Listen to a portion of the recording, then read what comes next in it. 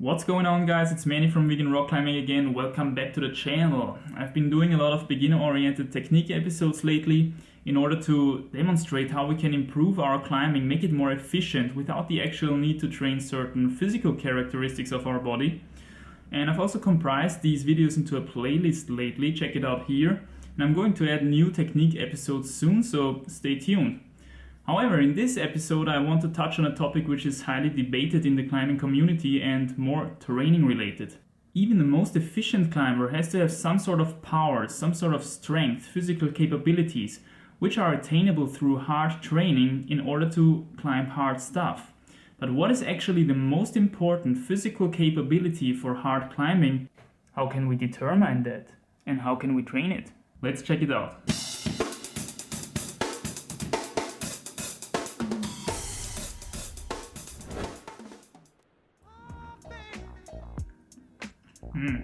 Guys, I'm having dinner while recording this.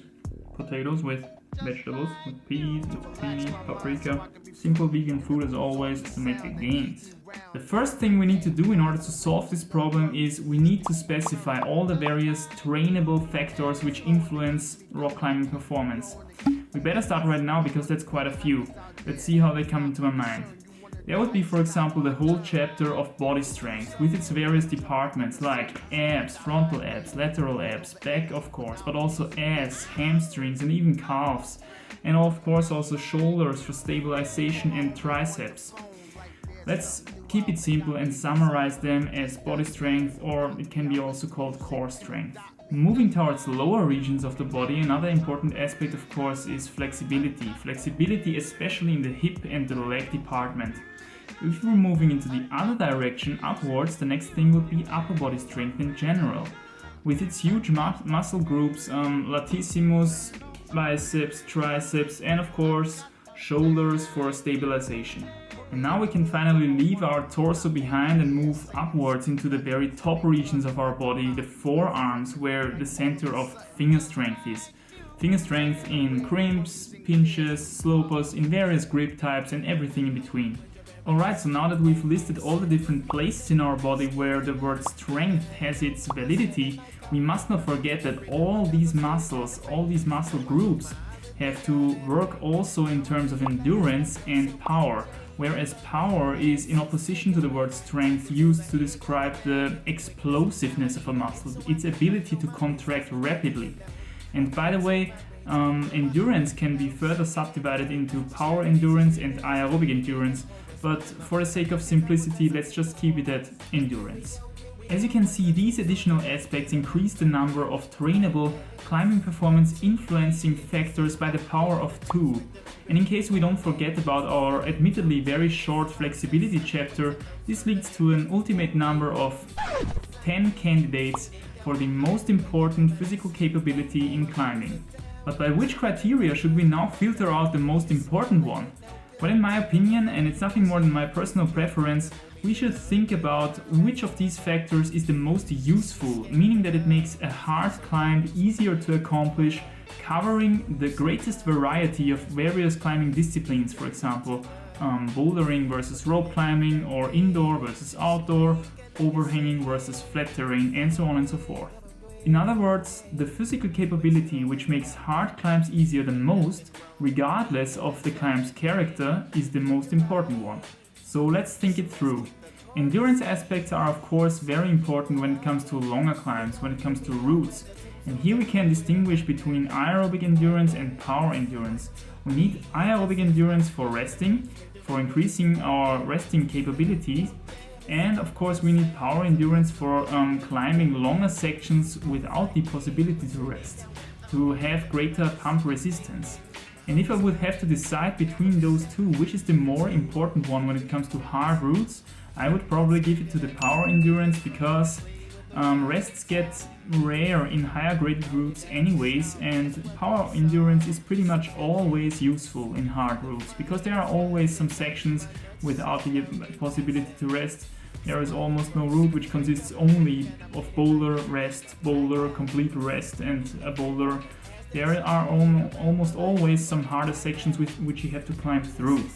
So here, power endurance, but we have to admit Endurance aspects are completely unimportant, or almost completely unimportant when it comes to bouldering, because it's really rare that boulders get so long that endurance plays a real role there.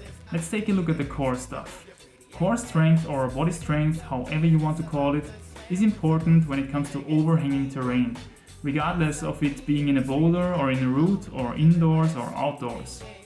We need body strength in order to keep our ass close to the wall, in order to keep our climbing as efficient as possible, as I discussed it in the climbing technique episode, which you can watch here.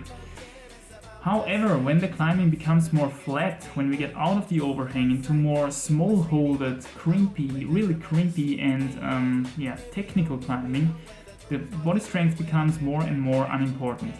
Almost the same applies to the remaining upper body department.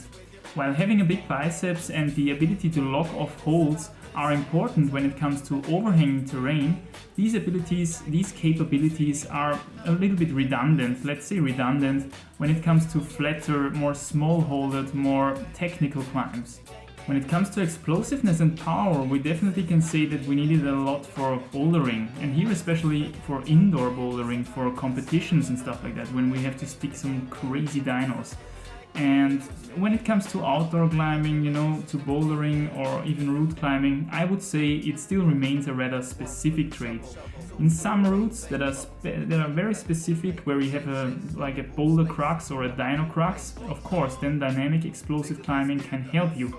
And it can help you a little in general, because a dynamic and explosive climbing style is sometimes a little bit more efficient than a completely static climbing style. However, I would say that if you're having a too dynamic approach on route climbing, this goes at the expense of precision. And precision is something that we need definitely for hard climbing a lot as well. So, my opinion in a nutshell, explosiveness, important for some specific problems, and of course when it comes to competition climbing and indoor bouldering, but not the number one most important physical factor here. The same applies in somewhat similar kind to flexibility. Flexibility is something that helps us a lot when it comes to very specific problems, where we have to get our feet up really high in order to make that good rest or to make that one move a lot easier. But and in general, it helps us, of course, in general with our footwork, because we're a little bit more precise and we're a little bit faster with our feet usually when we are flexible. But it's not the number one most important physical factor for me, in my opinion at least. So let's move on to the forearm department. Now it's getting hot, my friends. Let's talk about finger strength. Finger strength is something that helps you on hard boulders, it helps you on hard routes, it helps you outdoors as well as indoors. It helps you on overhanging terrain as well as on flat terrain, when the climbs get really technical and small-holded, here especially. And the cool thing about finger strength is that it makes basically any climbing hold better. It increases the climbing hold quality of any hold if you're having more finger strength. And this is helpful in all kinds of ways regarding climbing. I mean, think about it. Can you think of an example where finger strength doesn't help you? Even in this completely abstract thing which they call competition climbing nowadays, even there, sometimes finger strength is useful when there appear some tiny edges between all these crazy big volumes and stuff like that. Alright, so finger strength definitely useful, and even on the endurance, even when we think about endurance, we gotta admit that finger strength improves our endurance. Why? Simply because you don't have to take holds with full gas if you have more finger strength. And this in turn will give you more pump resistance and thereby more endurance. If you think about it, then finger strength even improves your footwork. Why? Simply because at a very high level, the factors that we mentioned before and technique are connected in a relationship, in a trade-off relationship, let's say it like that. And if you have to concentrate very hard to crimp this very small edge here 100%, then you simply don't have enough capacity in your head anymore to focus also on your feet or also on your body strength. and it's very likely that your foot will slip or anything like that.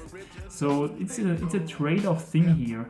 If we have to concentrate fully on our hands, then automatically our footwork and technique and body positioning will get weaker.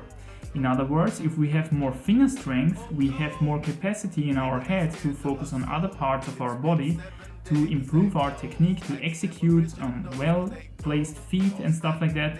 So finger strength in general will also make your technique better and your footwork more precise. Finger strength is here the overall winner when it comes to trainable physical capabilities which improve rock climbing performance or climbing performance in general. So how do we get it?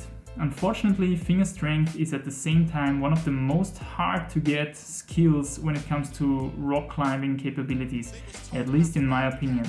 If you're not a genetic freak or stuff like that, you know, some people have it very easy, they do some moves here and there and they gain a lot of finger strength basically by doing only a fraction of maybe what you train. But yeah, these are genetic freaks.